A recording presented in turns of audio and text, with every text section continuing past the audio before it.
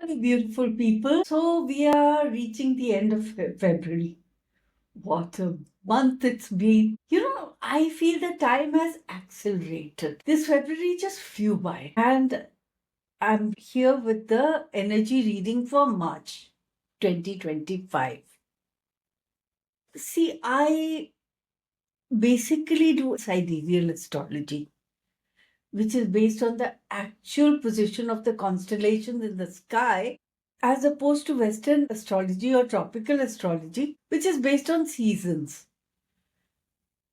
For March 25, here is the general overview, sidereal wise. General themes come from the positions of the planets. First of all, the sun shifts from Aquarius to Pisces, marking a move from the intellectual and innovative energy to a more spiritual, more intuitive, and compassionate one. Then Jupiter is in Gemini.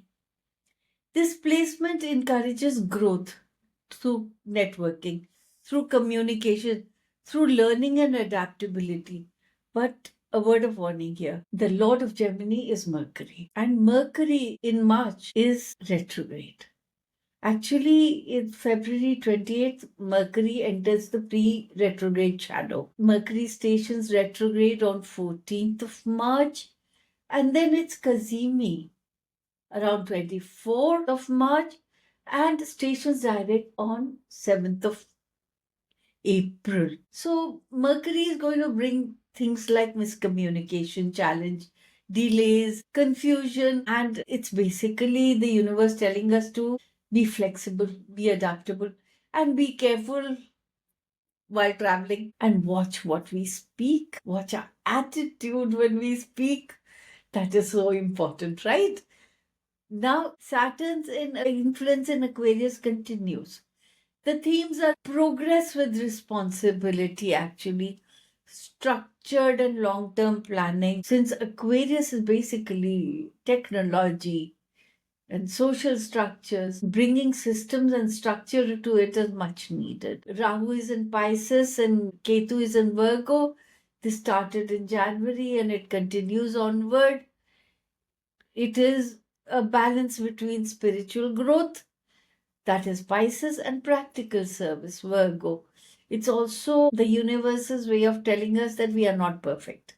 We need to stop being overcritical and we have to be empathetic. Before I move into what inner planets mean, let me talk about the outer planets. See, I always prefer starting my reading with the external planets. They move slowly. The energies they bring into play are long lasting. These are energies that bring generational shifts into the world. Pluto remains in sidereal Capricorn throughout March. Pluto in Capricorn means structural changes, power struggles, exposure of corruption, particularly in areas like big pharma, other big corporations, politics, entertainment industry. We're already seeing this structural change coming up.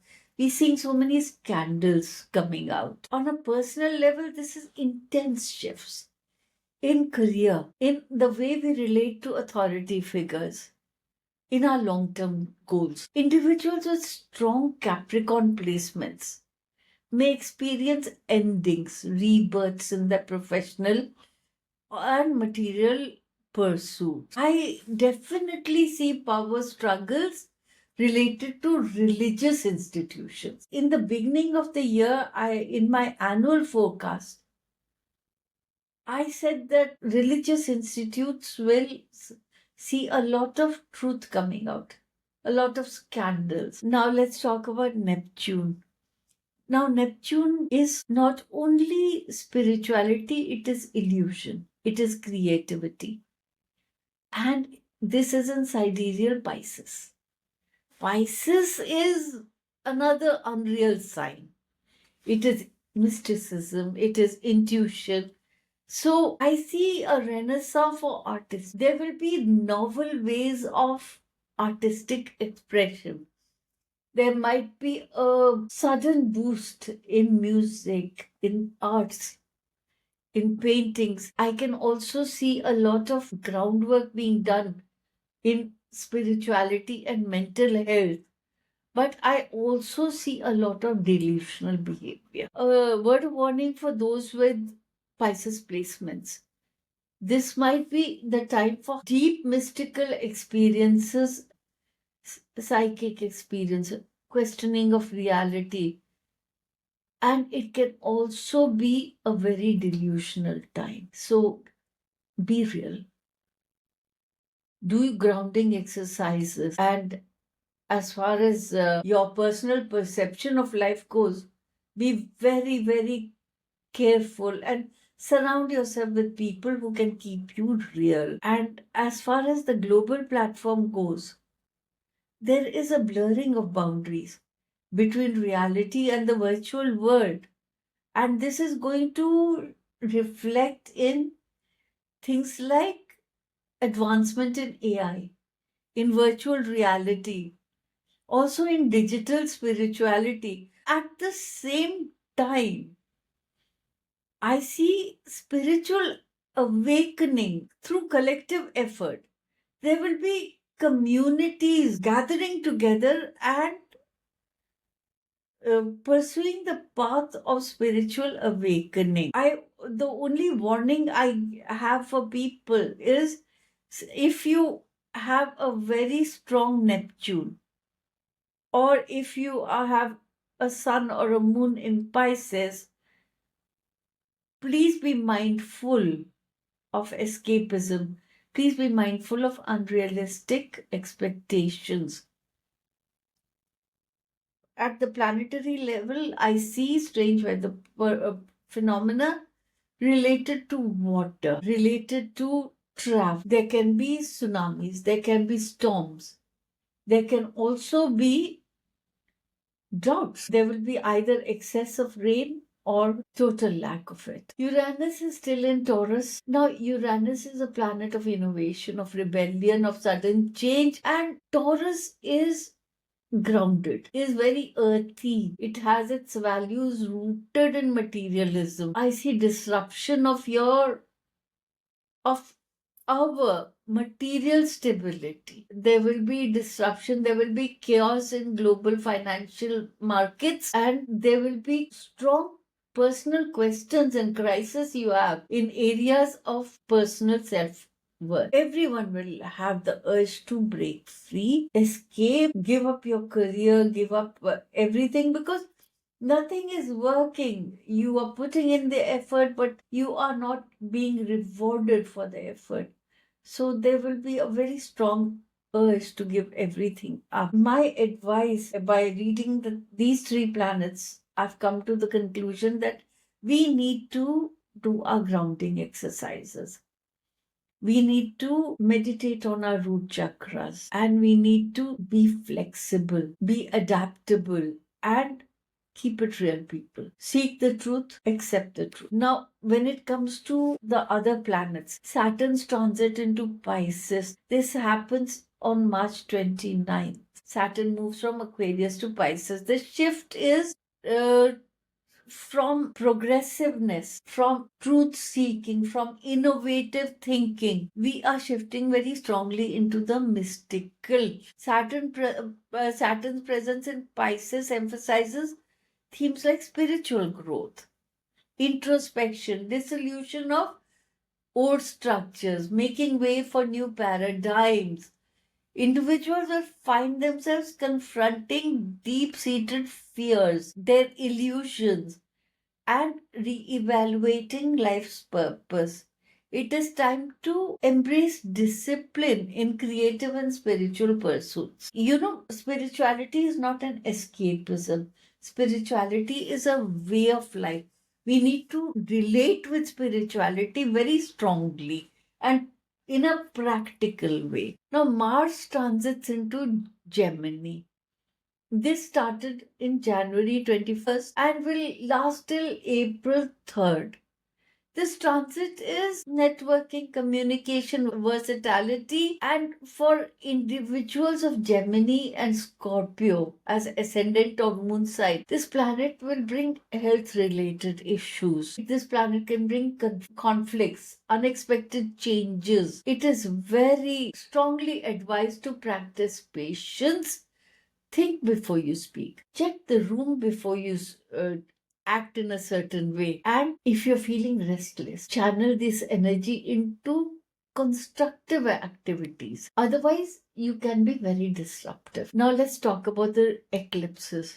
The lunar eclipse on March 4th. March 14th. Now, lunar eclipses are culminations, revelations, emotional turning points. This particular eclipse is also a time for resurfacing of truths. How does it play out in the personal life? There are issues that all of us have, issues that we are not addressing, we are ignoring because it's not the right time, or so we tell ourselves. Now, these issues will refuse to stay unaddressed. We will have to face these issues and we will have to resolve them, break old patterns, because now is the time.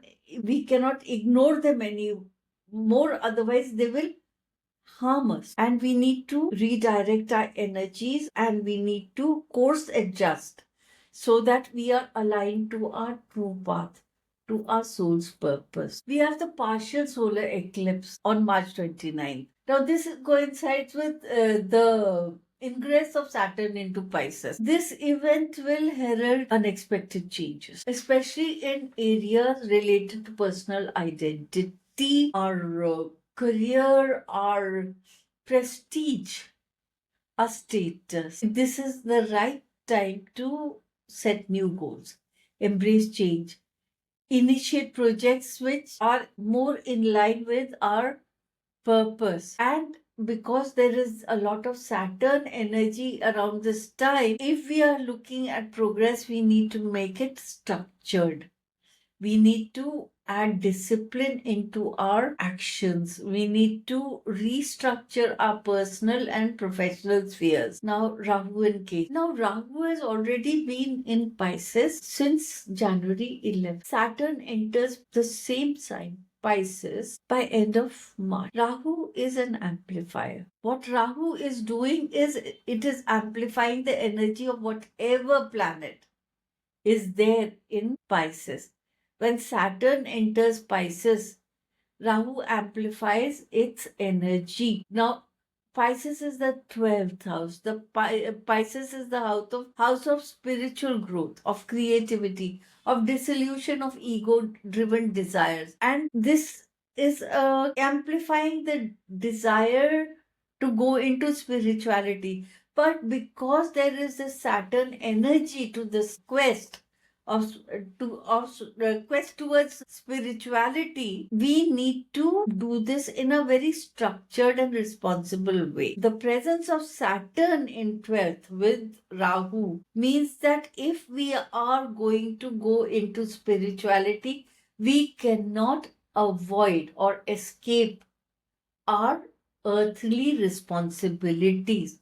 So our quest has to be very balanced. Now, what are the implications for India in March 2025? When Saturn was in Aquarius, it began a cycle of economic growth. It began a cycle of an increase in job opportunities. So India's economy and job market is seeing a robust growth. I also see that this trend will continue even though Saturn has moved into Pisces. There will be an increase in spirituality also. But at the same time, it's a mixed bag. In spite of the economic growth, we will see some problems. The problems will be natural calamities, floods, cyclones, earthquakes may occur. And at the same time, there will be a growth in humanitarian efforts. I also see there being geopolitical challenges. So, my theme for March is that there is personal and collective transformation. We need to embrace change, we need to practice introspection, and we need to enter a spiritual phase in our evolution, in our growth, and that will help us navigate the month of March well. Thank you for listening to me. This is Ritu Lalit, astrologer, healer. And if you like this video, please like and subscribe, press the bell icon, and I'll see you in another video. Until next time, thank you. Namaste.